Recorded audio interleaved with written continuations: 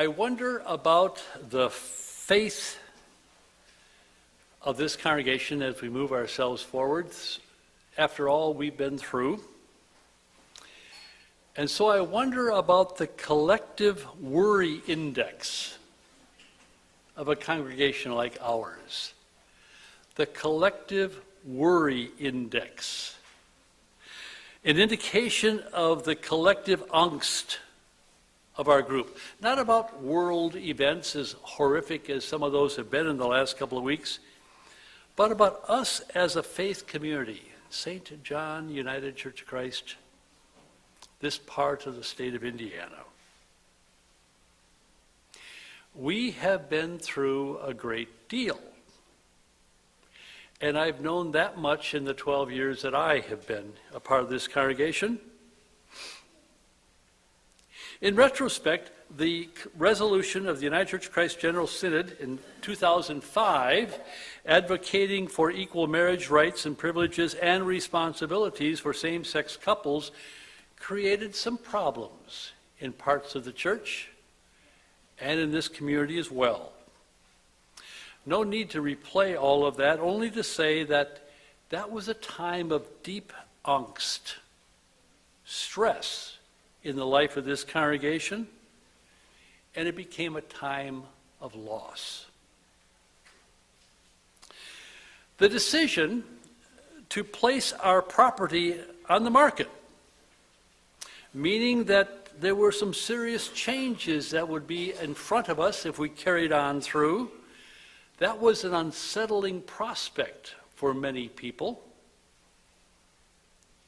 The first offer, a very good offer, disappeared when the historic designation was placed on our property, on our building, against the wishes of this congregation, with the resulting lawsuit in which we prevailed. But that was also another time of turmoil and anxiety. A second offer to purchase, not as financially attractive as the first offer, also disappeared when the offer was withdrawn, in no small way because of a vocal and persistent effort by a few to stand in the way of our ability to exercise our desire to move on. And now we find ourselves here, meeting in what is intended to be an auxiliary building for our community ministry, the site for our outreach into the neighborhood in which we find ourselves. And so we are trying to make the best of this situation, adjusting to smaller spaces, trying to be flexible and accommodating, bumping into each other from time to time, holding fast to the assurance that this is only temporary, this is only a way station on the way to our promised land. I am no prophet, to be sure, but I can assure each of us of this: our sojourn in this supposed wilderness will not last 40 years. Not even 4 years. We are temporarily in this space. We will see a new structure on the east side of our site. It will be smaller than the one we have left, but it will fit us. It will fit us. It will be efficient. It will be cost effective. And we will carry on the vision of those who formed this congregation a long time ago. I think we can guarantee that in the future we will not be as German-oriented as we have been in the past, nor will we be as agriculturally based as we were in the past. But we will seek to be a place of grace and love, inviting in those who may be wounded by life or wounded by other religious expressions into a community that cares that hopes, and that loves. We will learn to be welcoming and inclusive, folding the new in with the old, more concerned about reaching out into the future than holding on to the past. But we are not there yet. We are living in the in-between time, and often the in-between time is a time of angst, worry, and anxiety. So I began with wondering about our collective worry index. Worrying is a certain human instinct. If you chase down the origin of the English word worry, you find it comes from both Old English and Old German. And one of the roots of the word is to strangle, to twist, to wrestle. To worry is to strangle, to twist, to wrestle. Pretty active, intense, unsettling, negative kinds of things. And it's true that often people who worry a lot invite health issues like ulcers and colitis and heart problems. Those are the consequences for many who worry and worry and worry. And so the big question is, how do we worry less? How can we worry less? I suggest that one possibility is to examine again our personal frame of reference. The standard by which we measure how we are doing individually and as a community in this venture called life. I think that as human beings, we tend to be people who rely on comparisons. Comparisons. If you have siblings, you know what I'm talking about in terms of comparisons. Older to younger, and cousins, and one generation to another, and so on. My problem with comparisons is that often someone is put down in the process of the comparisons. Someone is deemed to be inferior, less desirable, not able to measure up. And that's how we come to some people feeling very superior. They're hard to live with. And when I am the lesser side of the comparisons, I have to deal with my supposed inferiority. And people who deal with inferiorities usually act out in ways that don't make them very pleasant. And so let me suggest that we ought to make the lesson I read from Matthew 6, the Jesus story, the Jesus teaching, required reading for us, not once in a while, but very often. And Jesus is saying here, this is not a trite plea to stop worrying for the sake of stopping to worry.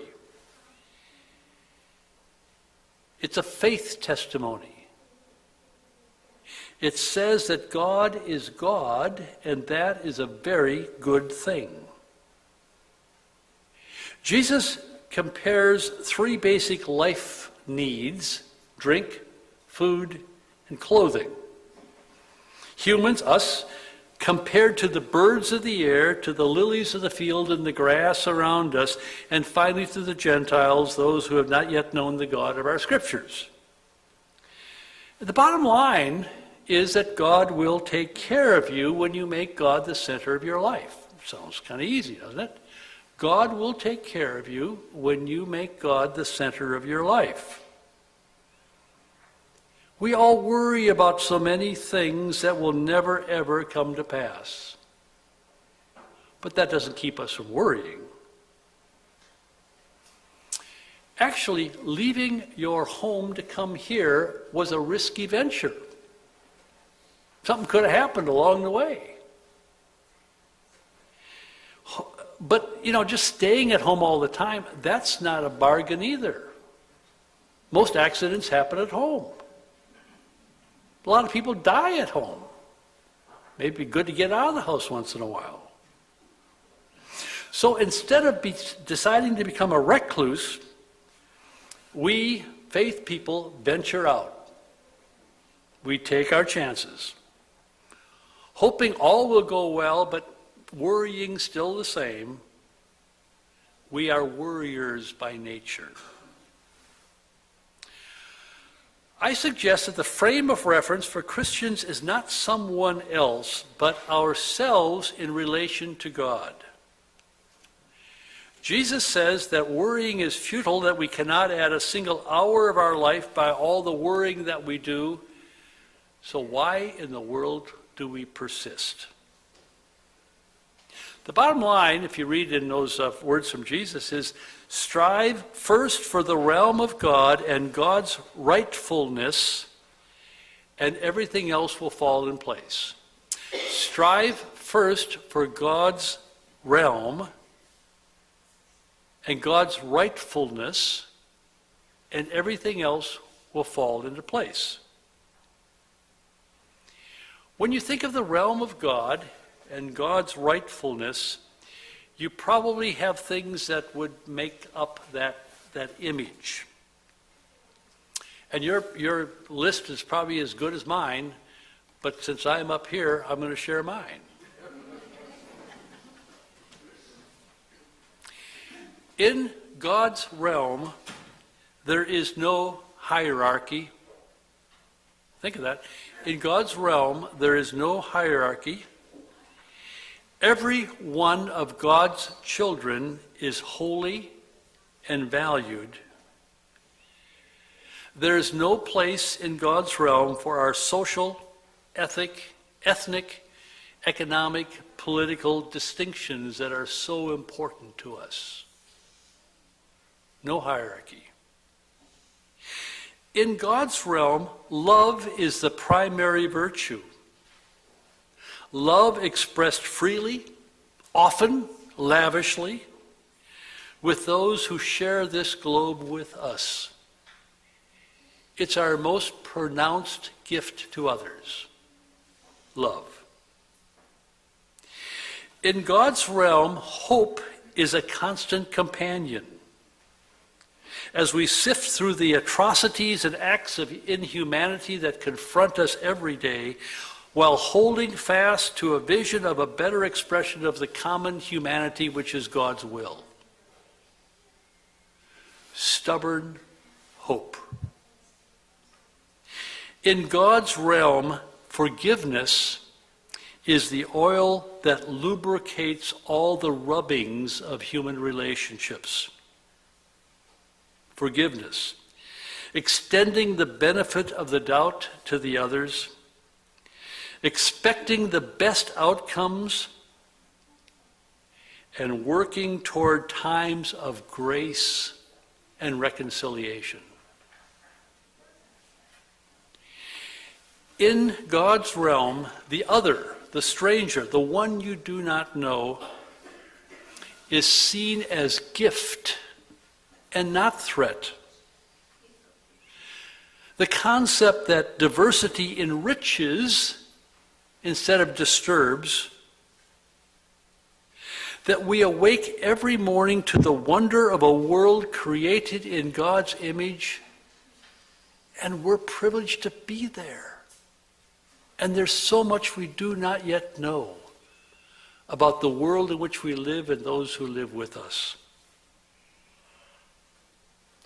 In God's realm, we trust the future to God. We release our loved ones to God's care and God's providence. We stubbornly believe that all things lean toward God's will, even though we see that only dimly, day by day. And so our frame of reference is not those about us, how they are faring, how we are faring in comparison with them. Our life frame of reference is the grace of God. The grace of God extended to mere mortals like us.